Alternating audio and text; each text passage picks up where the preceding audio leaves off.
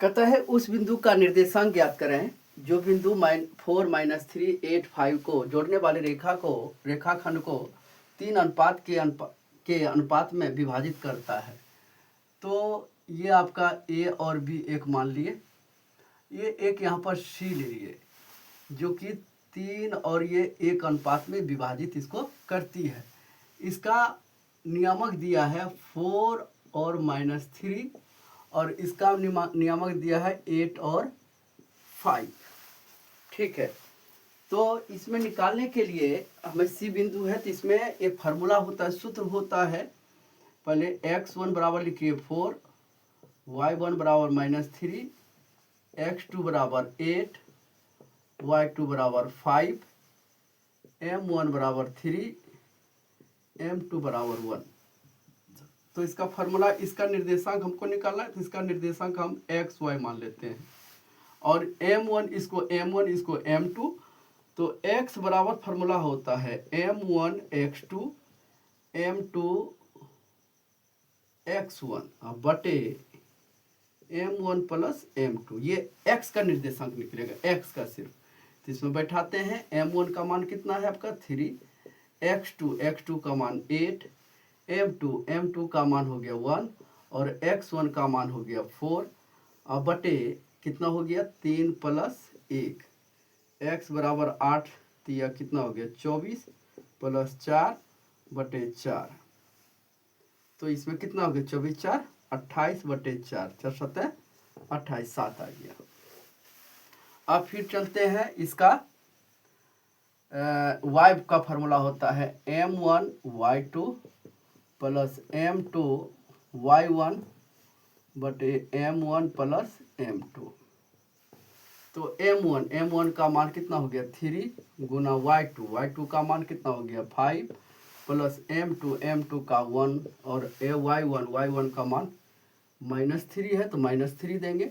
ये हो जाएगा 3 प्लस 1, 5 या 15 -3 बटे कितना हो गया 4 बराबर कितना हो गया 12, 12 बटे 4 बराबर कितना हो गया 3। तो इसका जो निर्देशांक निकला x और y का जो निर्देशांक निकला आपका कितना निकला 7 और 3। यही आपका आंसर हुआ।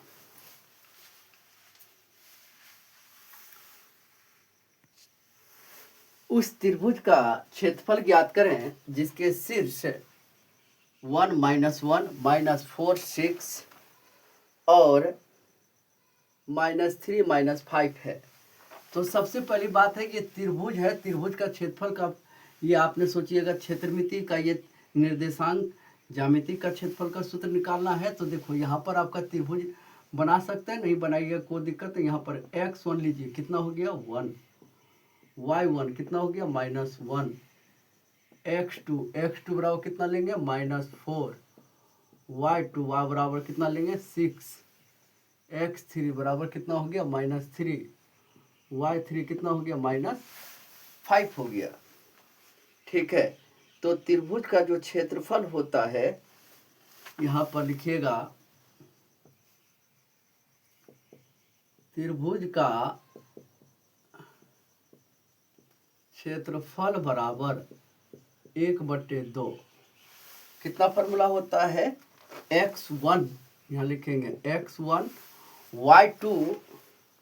y2 माइनस y3 क्या होता है y2 minus y3 plus x2, फिर होता है इसमें y3 घटा y1 प्लस फिर होता है x3।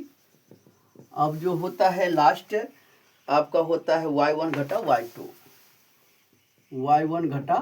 y2। ये त्रिभुज का क्षेत्रफल का सूत्र हो गया निर्देशांक ज्यामिति में। ठीक है, अब सबका मान इसमें हम रख देते हैं, देखिए क्या होता है। तो इसमें रखते हैं तो कितना हो जाता है तो 1/2 ये x1 का मान 1, y2 का मान 6, y3 का मान 5। ठीक है, प्लस x2 का मान -4, y3 का मान -5, y1 का मान हो गया आपका कितना ये +1 प्लस x3 का मान कितना हो गया -3, y1 y1 का मान -1, y2 का मान हो गया -6। चलिए सॉल्व करते हैं। 1/2 1 गुना कितना 6 5 11, अब -4 गुना ये माइनस हो गया, ये माइनस माइनस प्लस, तो इसको हम यहाँ प्लस लिख देंगे, 4 हो गया ना, 4 एक कम करो, यहाँ पर हो गया -4 ये है और -4 ये होगा, -4 गुना -4 अब प्लस -3 गुना -7।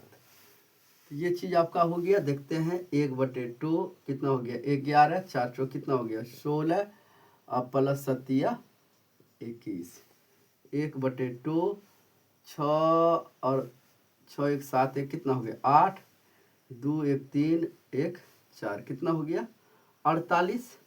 अब इसको कटाइए, 1/2 गुना कितना हो गया 48, 2 से कटाइए कितना आ गया आपका 24। तो इसका जो क्षेत्रफल हो गया इसका इतना इकाई हो गया, यही आपका आंसर हो गया।